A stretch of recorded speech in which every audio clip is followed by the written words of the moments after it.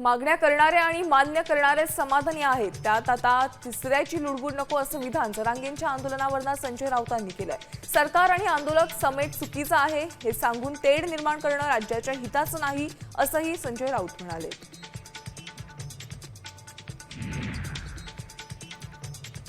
मराठा समाज आरक्षण जीआर आणि त्याला होणारा ओबीसींचा विरोध यावरनं काँग्रेस नेते विजय वडेट्टीवार यांनी मुख्यमंत्री फडणवीसांवर उपरोधिक टीका केली। राज्याचे मुख्यमंत्री हुशार, चतुर आणि चाणक्य आहेत असं वडेट्टीवारांनी म्हटलंय।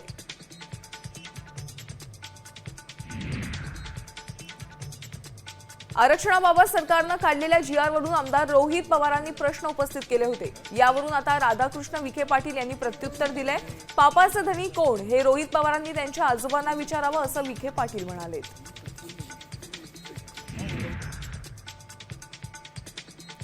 पुण्यात मनसे अध्यक्ष राज ठाकरे आणि ठाकरे सेनेचे प्रमुख उद्धव ठाकरे एकत्र असलेला बॅनर चर्चेचा विषय ठरतोय।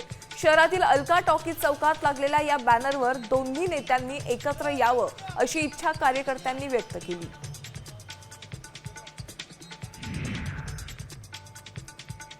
मुंबई महापौर पदाबाबत खासदार संजय राऊतांनी मोठा दावा केलाय। उद्धव आणि राज ठाकरेंच्या घट्ट युतीचाच मुंबईचा मराठी महापौर होईल असा दावा राऊतांनी केलाय। अमित शहा म्हणतात भाजपचा महापौर होईल म्हणजे अमराठी महापौर होईल, याला एकनाथ शिंदेंनी संमती दिल्याची टीका देखील त्यांनी केली।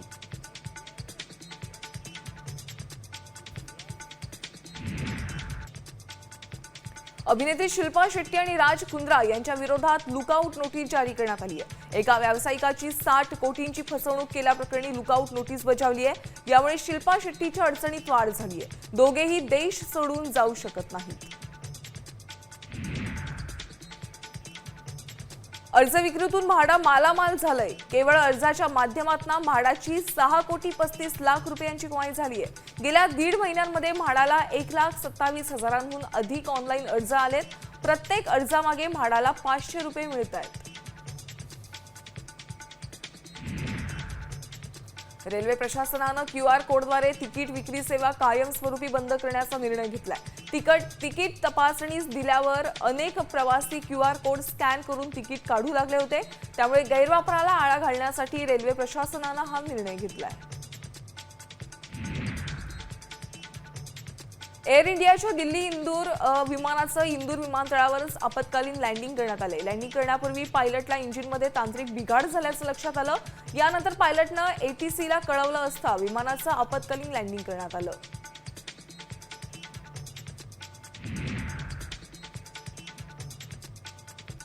नेपाळमध्ये फेसबुक आणि इंस्टाग्राम आणि एक्स या सोशल मीडिया साइट्सवर बंदी घातली आहे। संबंधित सोशल मीडिया साइट असलेल्या कंपन्यांना नेपाळच्या माहिती आणि प्रसारण मंत्रालयाकडे नोंदणी करण्याचं बजावलं होतं।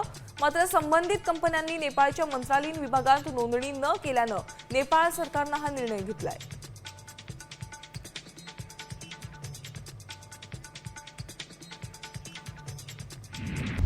आता isakal.com आहे देशातील नंबर 1 ची मराठी न्यूज वेबसाईट। प्रत्येक अपडेटसाठी isakal.com ला नक्की भेट द्या।